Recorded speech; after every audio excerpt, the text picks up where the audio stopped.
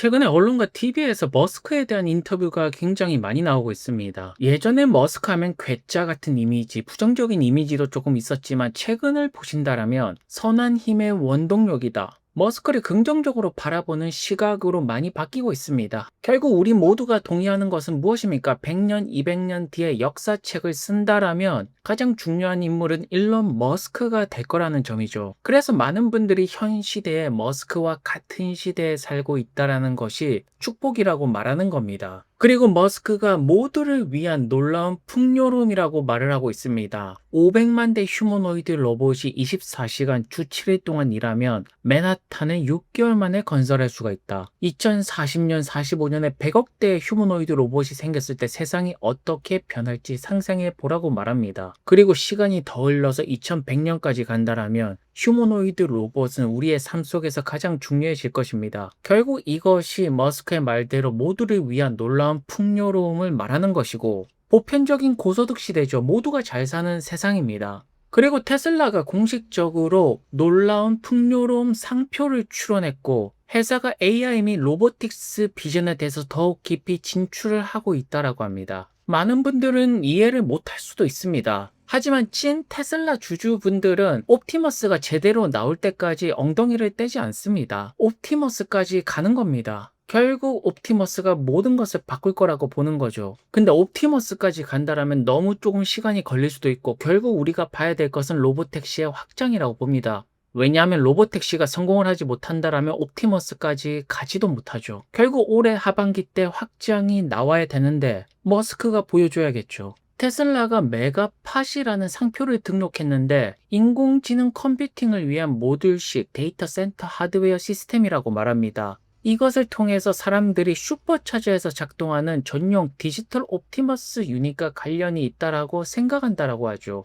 그런데 최근에 한국 분들 같은 경우에는 어떻습니까? 테슬라를 팔고 스페이스X로 가시는 분들이 굉장히 많습니다. 아무래도 테슬라의 주가가 쉽사리 움직이지 않고 있고 스페이스X는 많이 올라갔었죠. 이번에 확실하게 머스크에게 돈을 벌게 해준 것은 스페이스X 상장이 맞습니다. 그렇다면 다음 타자가 어디에 있을까요? 다음을 찾아야죠. 누가 뭐라고 해도 올해 같은 경우에는 하반기 테슬라 로보택시 FSD를 보는 것이 맞습니다. 최근에 테슬라 공장에서 세미트럭도 많이 보이고 있지만 사람들이 집중하는 것은 사이버캡입니다. 사이버캡이 계속해서 늘어나고 있는데 아직까지 본격적으로 머스크가 투입을 안 시키고 있습니다. 이것을 보고 테슬라가 더 큰 움직임을 보이기 전에 조용히 힘을 모으고 있다라고 느껴진다라고 하네요. 그래서 이러한 상황이 지금 모델 3가 대량 생산에 성공하기 직전이랑 굉장히 비슷하다. 테슬라 주가가 크게 오른 것이 모델 3 대량 생산 성공하고 흑자 달성하면서 10배 올랐습니다. 그리고 그때 대다수의 사람들은 모델 3가 성공할 줄 몰랐죠. 그리고 지금도 마찬가지라고 봅니다.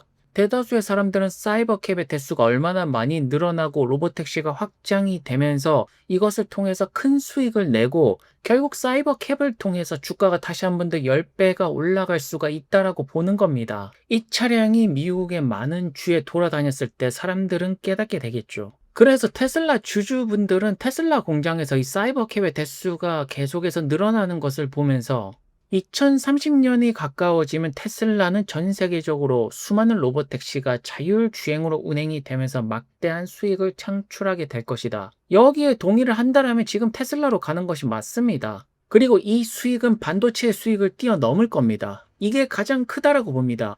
이거보다 더 큰 수익을 낼 수 있는 사업은 현재 찾아볼 수가 없습니다. 운전에서 인간이 없습니다. 완전 자동을 말하는 거죠.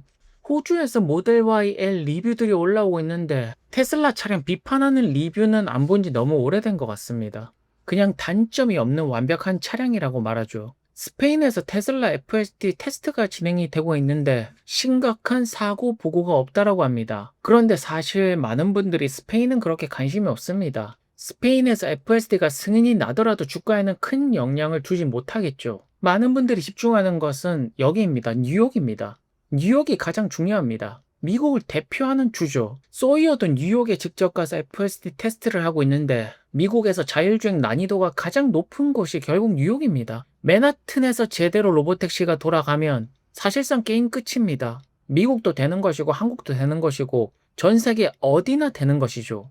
물론 유럽, 프랑스나 독일에서 FSD 승인이 난다라면 긍정적으로 볼 수는 있겠지만 테슬라 주가를 움직일 수 있는 FSD 승인은 뉴욕이 맞습니다. 플로리다에서 무인 로보택시가 나오고 텍사스에서는 벌써 나왔습니다. 하지만 사람들을 움직이고 주가를 움직이는 것은 뉴욕이 맞죠. 플로리다, 텍사스 운전하기 널널하지 않습니까? 결국 맨하탄에서 돌파를 해야 된다. 정면 돌파할 때입니다. 여기서 사이버 캡이 수천 대가 돌아다니기 시작하면 순식간에 도미노처럼 모든 곳에서 모든 도시에서 FSD 승인과 무인 로봇 택시 승인과 테슬라의 수익은 끊임없이 올라갈 것이고 주가 올라가는 거 천천히 즐겨보면 되는 겁니다. 캘리포니아에서 테슬라의 공식 법인 이름이 테슬라에서 테슬라 로보택시 LLC로 변경이 되었다라고 합니다.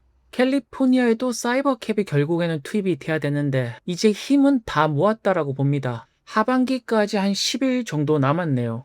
머스크가 결단을 보여줬으면 좋겠습니다. 이제는 사이버캡을 투입해야죠.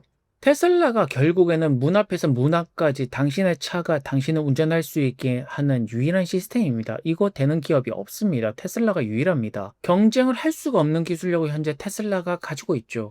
그래서 지금 같은 경우는 많은 분들이 2000대의 사이버캡이 되었던 결국 이것이 투입이 돼야 된다. 가동이 돼야 된다. 그동안 잘 만들어왔고 잘 버텨냈고 힘을 잘 모아왔기 때문에 텍사스 오스틴에 한꺼번에 투입이 되든 어쨌든 이러한 이벤트가 반드시 필요하다라고 말합니다. 왜냐하면 사람들이 원하는 것은 10대의 사이버캡이 아니죠.